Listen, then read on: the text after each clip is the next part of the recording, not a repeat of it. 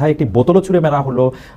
আপনি কি জনাব মাহফুজ আলমের এই আঘাতকে এনসিপি বা বৈষম্য বিরোধী ছাত্র আন্দোলন যেটা আগে ছিল বা এখন যেটা বাংলাদেশ গণতান্ত্রিক ছাত্র সংসদ আছে যার নেতৃত্বে আপনি আছেন তার উপরে আঘাত হিসেবে দেখছেন নাকি ব্যক্তি মাহফুজের উপরে আঘাত হিসেবে দেখছেন? জনাব আবু বকর মজুমদার। শুধু ধন্যবাদ জানাচ্ছি। জি, আমাকে শোনা যাচ্ছে? জি জি, ধন্যবাদ জানাচ্ছি খালেদ মহিউদ্দিন ভাইকে আপনারা এখানে ডেকেছেন বিষয়গুলোকে পরিষ্কার করার জন্য।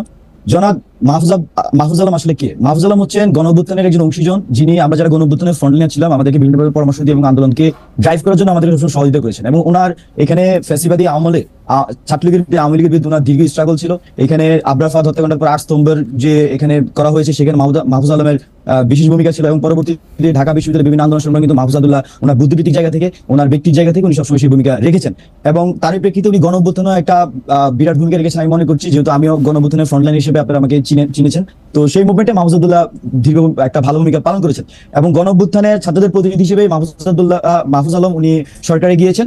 তো আমরা মনে করছি যে এই যে মাহফুজ আলমের উপর আঘাত, এটা আসলে গণঅভ্যুত্থানের যারা অংশীজন তাদের উপরে আমরা আঘাত হিসেবে মনে করছি। এখানে আসলে এককভাবে এনসিপি অথবা আমাদের যে ছাত্র সংগঠনের উপর আঘাত এরকম না বিষয়টা আর কি। জনাব আবু বকর মজুমদার, আপনি যদি তাকে বলেন যে গণ আন্দোলনে যারা আপনারা অংশীজন আছেন বা গণ অভ্যুত্থানে আপনারা যারা অংশীজন আছেন তাদের উপরে আঘাত বলে আপনি এটা মনে করছেন, সেই ক্ষেত্রে আপনাদের প্রতিপক্ষ আসলে কারা? কয়েকদিন আগে পর্যন্ত গণ অভ্যুত্থানে যারা অংশ আপনারা নিয়েছেন, অংশীজন যারা ছিলেন তাদের মধ্যে তো তারা তো আপনারা একসঙ্গেই ছিলেন। এখন আপনার প্রতিপক্ষ আসলে কারা? কাদেরকে আপনি এখানে যতটা না প্রতিপক্ষ তার চেয়ে বিষয়টা হচ্ছে জগন্নাথ বিশ্ববিদ্যালয়ের যে আন্দোলনটি চলমান আছে তাদের যে দাবিগুলো দেখেছি সবগুলোর দাবি যৌক্তিক এবং দাবিগুলো সমাধান করার জন্য কিন্তু মাহফুজ আলম উনি এসেছিলেন এবং ওনার বক্তব্যের এক পর্যায়ে আমরা দেখি যে উদ্দেশ্য প্রণোদিত ভাবে ওনার উপর বোতল ছোড়া হয়। তো এই বিষয়টি নিন্দনীয় এবং আমরা মনে করছি যে আন্দোলনকে স্যাবোটেজ করার জন্যই কোনো একটি নির্দিষ্ট গ্রুপ এই ধরনের ঘটনা ঘটিয়েছে এবং আমরা এই ঘটনার নিন্দা জানিয়েছি এবং আপনারা দেখেছেন যে সোশ্যাল মিডিয়া থেকে সব জায়গাতে নেটিজেনরা কিন্তু এই ঘটনার নিন্দা জানিয়েছেন এবং মাহফুজ আলমের পক্ষে নিয়েছেন। তো সর্বশেষ একটি কথা বলবো, গণঅভ্যুত্থানের পরবর্তী সময় এখানে যারা গণঅভ্যুত্থানের অংশীজন ছিল তাদের মধ্যে নানা ধরনের বিভাজনের রাজনীতি করানোর চেষ্টা চলছে এবং আমরা আসলে এই ধরনের বিভাজনের রাজনীতি বাংলাদেশে চাই না, বরং আমরা গণঅভ্যুত্থান আমি একটু শেষ করে নেই এখানে। জি অবশ্যই আমি যেটা বলতে চাচ্ছিলাম যে আপনি শেষ করেন, আমি আপনার কথা থেকেই বলতেছি। আপনি বিভাজনের রাজনীতির কথা বলছেন, আমি সরাসরি ভাবে বলি মাহফুজ আলমের ওই আক্রমণের পরে এবং আগে আমরা দেখেছি যে মাহফুজ আলমের জন্য জামাত শিবিরকে দায়ী করছেন। আপনিও আপনার ফেসবুক স্ট্যাটাসে সেটার মধ্যে জামাত শিবিরকে আপনি দায়ী করতেছেন, কিন্তু আমাদের প্রশ্নটা এর আগের জায়গায়। আমরা কিন্তু দেখছি যে বিভাজনের রাজনীতি একটা শুরু হচ্ছে সরকার কর্তৃক এক ধরনের পেট্রোনাইজেশনের মাধ্যমে। যেমন জগন্নাথ বিশ্ববিদ্যালয়ের দাবি যদি যৌক্তিক হয় সেখানে মাহফুজ আলমের যাওয়ার দরকারটা কি আসলে? আবার জগন্নাথ বিশ্ববিদ্যালয়ের ছাত্রছাত্রীদেরকে পুলিশ ধাওয়া দিয়ে পুলিশের প্রশাসনকে ব্যবহার করে তাদেরকে একটা কর্নার করারই বা দরকার কি ছিল? সিমিলার অ্যাকশনে যখন আপনি থাকেন জনাব বাকের মজুমদার, যখন এনসিপির হাসান আব্দুল্লাহ থাকেন তখন কিন্তু আমরা পুলিশকে এই অ্যাকশনে যাইতে দেখি না। যখন নাহিদ থাকেন তখন কিন্তু এই অ্যাকশনে যাইতে দেখি না। আমি একটু জি, আপনি যদি একটু পরিষ্কার করেন। আমি একটু ক্লিয়ার করি, আমি কোথাও বলিনি যে আপনার এই বিষয়ের সাথে মাহফুজ আলমের হামলার সাথে হচ্ছে যে শিবির জড়িত, এরকম কোথাও আমি বলিনি। আমি যেটা বলেছি এখানে জগন্নাথ বিশ্ববিদ্যালয়ের একজন শিক্ষার্থী যিনি ওই আন্দোলনে সরাসরি অংশগ্রহণ করেছেন তিনি একটা স্ট্যাটাস দিয়েছেন, সেই স্ট্যাটাসে তিনি বলেছেন যে ওনার কমেন্ট উনি বলেছেন গুপ্তদের কথা বলেছেন। তো আমিও গুপ্ত রেফারেন্সে ওনার রেফারেন্সে আমি গুপ্ত বলেছি। এখন যদি কেউ গুপ্ত হিসেবে নিজেকে ধরে নেয় এটা আসলে আমি মনে করছি যে এটা রাজনৈতিকভাবে ঠিক না। আর দ্বিতীয়ত হচ্ছে যে কারা গুপ্ত সেই বিষয়টা আমি ধরে যে আমাকে সোশ্যাল মিডিয়াতে আমি যখন লাস্ট কয়েকদিন ধরে এখানে আওয়ামী লীগ ইস্যু পরে কথা বলছি সেখানে আমাকে বিভিন্নভাবে আমার বিরুদ্ধে অপপ্রচার ছড়ানো হচ্ছে, আমার সোশ্যাল মিডিয়াতে এসে বিভিন্নভাবে কমেন্ট করা হচ্ছে, আমাকে সোশ্যাল মিডিয়াতে এসে হত্যা হুমকি দেওয়া হচ্ছে এবং আমাকে দেখে নেওয়া হবে, বিভিন্ন গালি এত বাজে ভাষা গালি যেটা আমি উচ্চারণ করতে পারছি না এরকম গালিগালাজ করা হচ্ছে। তো কারা এই ধরনের রাজনীতি করছে, কারা গুপ্ত রাজনীতি করছে তারা সেটা নির্ধারণ করুক। কিন্তু আমার এখানে খুব স্পষ্টভাবে বলেছি যে ওই যে স্ট্যাটাস যিনি দিয়েছিলেন তার বরাদ দিয়ে আমি বলেছি যে এখানে গুপ্তরা এটার সাথে জড়িত কিনা আমি সেই প্রশ্নটা রেখেছিলাম।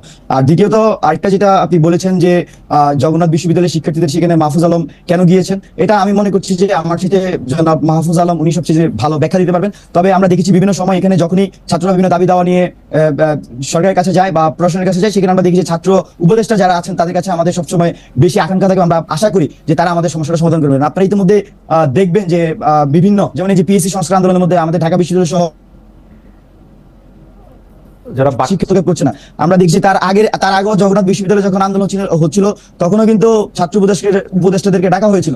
তো বিভিন্ন পর্যায়ে ছাত্রদের যে কোনো আন্দোলনে কিন্তু ছাত্র উপদেষ্টার প্রতি এক ধরনের ডিমান্ড থাকে, এবং আমার কাছে মনে হয়েছে যে হয়তো মাহফুজ আলম উনি তার সেই ডিমান্ড পূরণের জন্য উনি আসলে গতকাল এসেছিলেন জগন্নাথ বিশ্ববিদ্যালয়ের শিক্ষার্থীদের কাছে, শিক্ষার্থীদের প্রতিনিধি হিসেবে সরকারে আছেন। জনাব বাকের মজুমদার, আমি একটা জিনিস, এই আসলে আওয়ামী লীগ নিষিদ্ধ করার আন্দোলন থেকে এটা শুরু হয়েছে।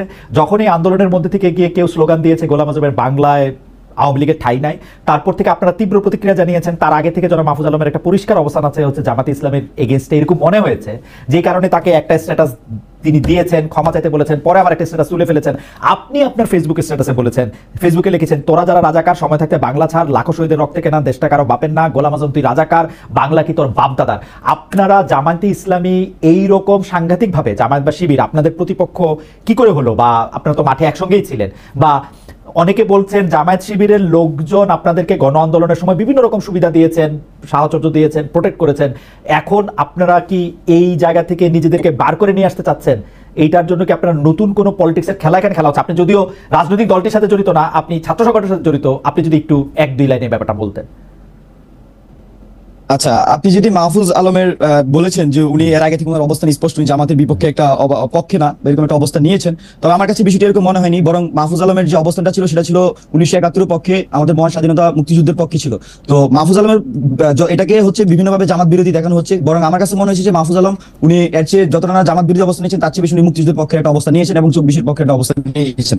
আর আরেকটা বিষয় যেটা বললেন যে আওয়ামী লীগ নিষিদ্ধের যে আন্দোলন, সেখানে স্লোগানকে কেন্দ্র করে আওয়ামী লীগ, মানে এখানে কি হয়েছিল, গণ অভ্যুত্থানের মধ্যে যখন আওয়ামী লীগ গণহত্যা চালিয়েছে তখন গণ অভ্যুত্থানের এটা অর্গানিক দাবি হিসেবে ছিল যে আওয়ামী লীগ আসলে এখানে কিভাবে রাজনীতি হবে, এবং গণ অভ্যুত্থানে যারা ছিল তারাই কিন্তু আওয়ামী লীগ নিষিদ্ধের দাবিটা বিভিন্নভাবে উঠিয়েছিল। কিন্তু আমরা দেখেছি গণ অভ্যুত্থান পরবর্তী সময়ে এখানকার যারা সরকার, যে অন্তর্বর্তীকালীন সরকার গঠন হয়েছিল এবং যারা এক্সিস্টিং রাজনৈতিক দলগুলো ছিল, তারা কিন্তু কিভাবে আওয়ামী লীগের রাজনীতি বন্ধ করবে বা যারা এখানে খুনের সাথে জড়িত তাদের কিভাবে শাস্তি করবে তার কোনো সুনির্দিষ্ট রোডম্যাপ দিতে পারেনি। ফলত আমরা দেখেছি দীর্ঘ 9 মাস বিভিন্ন অব্যবস্থাপনা এখানে তৈরি হয়েছে। আমরা দেখেছি আওয়ামী লীগ মিছিল করছে কিন্তু তাকে ধরার জন্য কোনো ধরনের কোনো আইনি ভিত্তি ছিল না। তো এখানে সর্বশেষ এখানে এনসিপির মুখ্য সংগঠক দক্ষিণাঞ্চলের হাসনাত আবদুল্লাহ উনি যখন আওয়ামী লীগ নিষিদ্ধের ডাক দেন এবং সর্বস্তরের ছাত্র জনতা কিন্তু সেখানে উপস্থিত হয়, এবং আমরা দেখেছি সেই শান্তিপূর্ণ আন্দোলন ভালোভাবে চলছিল এবং আওয়ামী লীগ নিষিদ্ধের জন্য মানুষ কিন্তু তাদের দাবি দেওয়া থেকে শুরু করে এখানে যে ধরনের পোর্ট্রেট সব করছিল। কিন্তু আমরা দেখি যে এক পর্যায়ে এখানে এই আন্দোলনকে স্যাবোটেজ করার জন্য এখানে দলীয় স্লোগান ব্যবহার করা হয়। এখানে আপনি যে স্লোগানের কথা উল্লেখ করেছেন যে গোলাম আজমের বাংলায় আওয়ামী লীগের ঠাঁই নেই, এরকম একটা স্লোগান দেওয়া হয়, এবং সেখানে আমরা দেখি যে শিবিরের যে সাংগঠনিক একটি গান সেটাও গাওয়া হয়। তো এটা যখন একটা গণমানুষের আন্দোলন এবং এখানে সর্বস্তরের মানুষজন অংশগ্রহণ করছে, বিভিন্ন দলমতের মানুষজন অংশগ্রহণ করছে, আমরা আমার ব্যক্তিগতভাবে বা আমার সংগঠন আমাদের মনে হয়েছে এই আন্দোলনটাকে ভিন্ন রূপ দেওয়ার জন্য আসলে এই ধরনের অবস্থা তৈরি করা হয়েছিল, এবং পরবর্তীতে আমরা তার গঠনমূলক নিন্দা জানিয়েছি, আমরা আমাদের মতো করে সেটা ব্যাখ্যা দেওয়ার চেষ্টা করেছি। জনাব বাকের মজুমদার, আপনাকে ধন্যবাদ। আমি একটু জনাব নাসিরউদ্দিনের কাছে যাই। জনাব নাসিরউদ্দিন, আপনি বয়সে তরুণ, এবং কিন্তু আমি আপনাকে অনেকদিন ধরে জানি, বা বেশ কিছুদিন ধরে জানি, অনেকদিন ধরে আপনি আসলে বাংলাদেশের রাজনীতিকে পর্যবেক্ষণ করেন, বাংলাদেশের রাজনীতিকে বিশ্লেষণ করতে চেষ্টা করেন। সেই হিসাবে আমি আপনার কাছে একটু জানতে চাই যে আজকে জামায়াতকে আপনাদের প্রতিপক্ষ হইতে হচ্ছে, জামায়াত শিবিরকে নিয়ে আপনারা অনেক ধরনের কথা বলছেন সারাক্ষণ, মানে অফলাইনে অনলাইনে সারাক্ষণই আমরা এটা দেখতে পাচ্ছি। কিন্তু আজকে জামায়াতের যে অবস্থান, বা জামায়াতের যে আপনাদের মুখোমুখি অবস্থান, জামায়াতের যে শক্তিশালী অবস্থান যদি হয়, সেটার জন্য কি বিএনপিরই তো কৃতিত্ব বা দাবি করা উচিত? জামায়াতকে বাংলাদেশে রাজনীতি করতে দেওয়া, জামায়াতকে আসলে যদিও 3 জোটের রূপরেখা থাকা